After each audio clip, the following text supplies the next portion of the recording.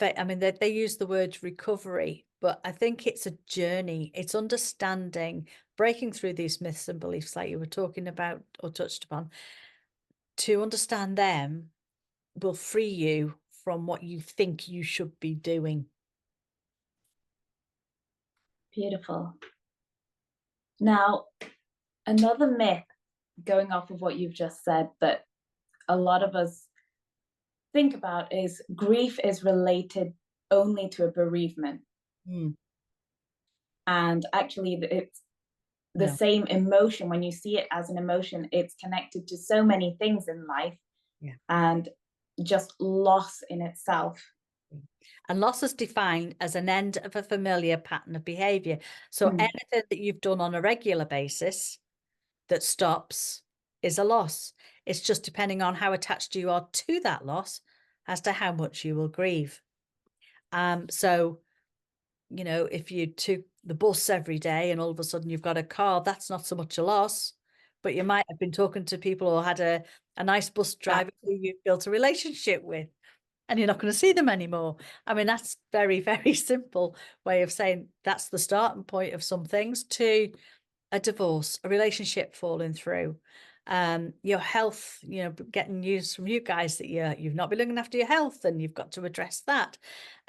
Finances, um, all of these things when when they've stopped, you know, it can be a career, it can be you've been made redundant, it can be that you've actually got promotion and you're leaving your team, and in so doing that you've also got to step into a management role.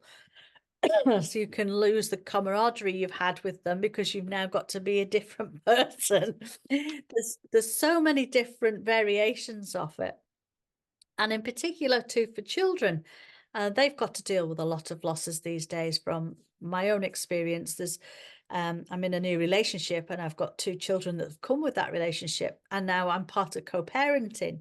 And so initially watching them, they were struggling dealing with what they had as their solid space with mum and dad, even though there was stuff going on, to now I'm at this house for so many days and I'm at this house for so many days.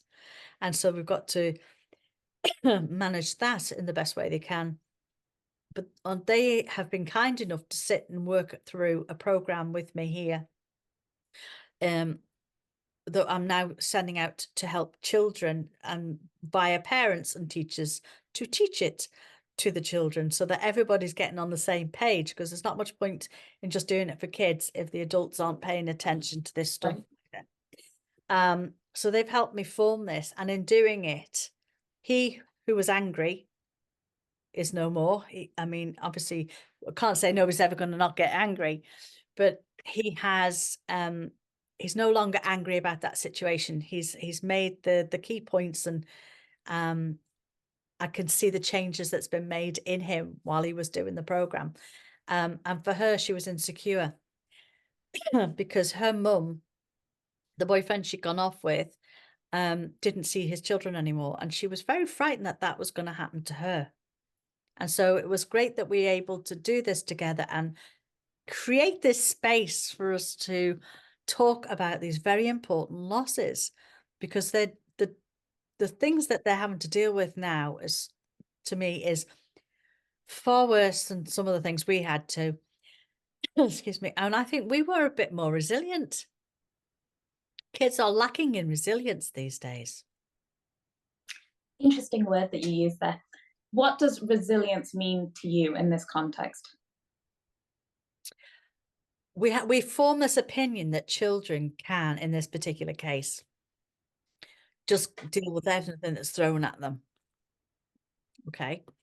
And I was thinking about this before with connections to you and the vagus nerve, because we would spend our time outside playing. So even if there was trouble at home, we could get ourselves out and we could feel good about being in nature, climbing the trees, cycling, horse riding. We were doing things physically like that. We were connecting with our community, as in our friends, meeting up with them, running around. And I don't think that happens as much anymore. You know, it tends to be a scheduled time that they meet up, or they're so busy playing on their PlayStations or whatever. And as much as we can try and limit that, they're also encouraged now to download books on their computers and stuff like that. Right. So they're constantly being bombarded by other things that are coming off these the equipment that we're using. So I think, I personally, when they came into my life, said at the table, there's no phones at the table. It's our conversation. We enjoy finding out what's going on in their lives at this point. And that was new to them. Mm. Now they love it because, if my partner decides to go on the phone, they come straight back and say, "Daddy," which is great. And we like to get out in the motorhome, that's hopefully going to be sorted soon. 'Cause we're missing it so much. But we would just jump in it and go off for the weekend and leave the technology behind. I mean, yes, try and prize a phone out of a child who's 13's hand is a challenge, but it was limited. And we would bring out the board games and we do that sometimes now after a meal. I think these connections are being lost, and we need to have them very much back in our society.